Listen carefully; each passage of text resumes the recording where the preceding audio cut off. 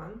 I'm Madeline, Susie's mum, and we thought you might like to know a little bit about our family.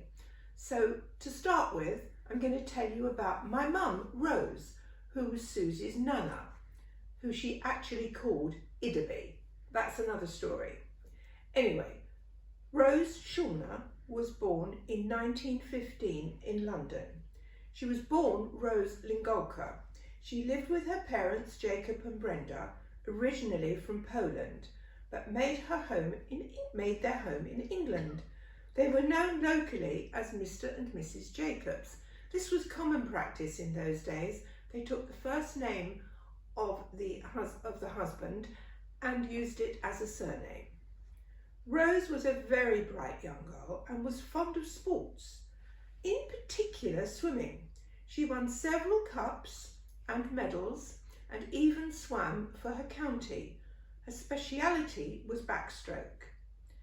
She was one of 5 children, all brought up in a typically Jewish home, with her father Jacob laying tefillin every day. Later, Rose met and married Sol Schulner. Sol is short for Solomon, and they were happily married for many years.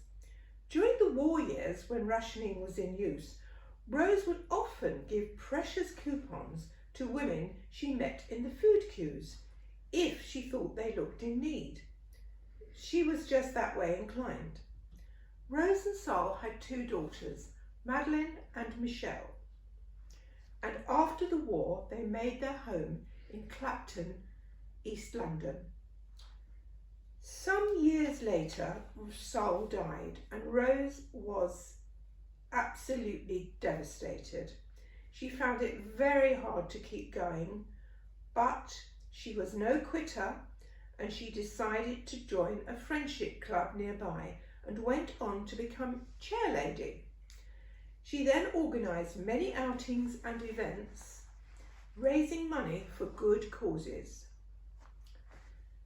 Later, with Madeline having married David, Rose and Michelle moved to Clayhall, Ilford, to be near to Madeline and her family in Chigwell.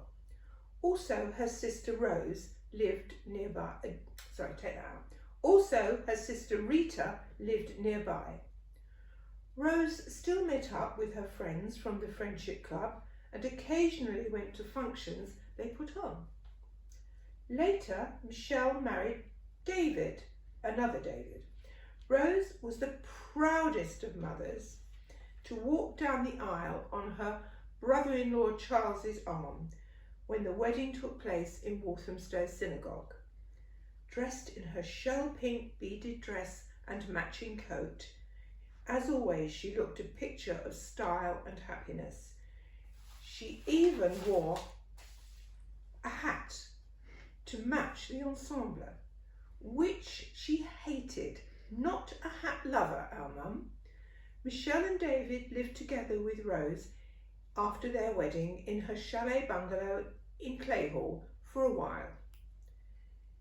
Rose was very much a home lover and was always exceptionally house proud. She even took to gardening.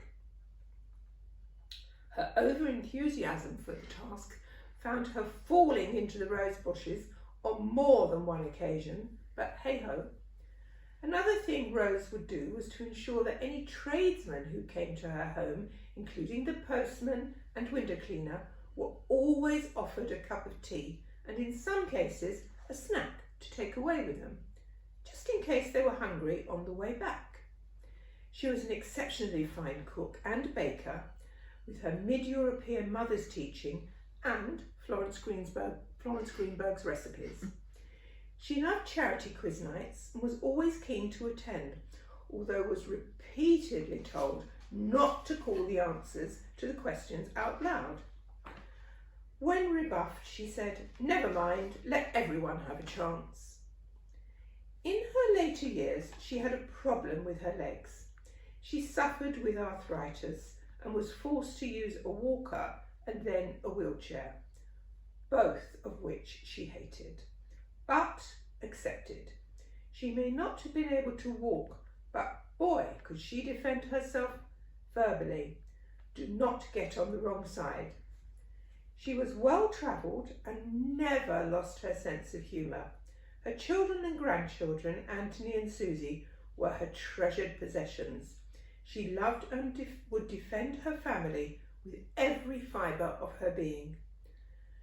Well, Mum, you had a great life and lived it to the full.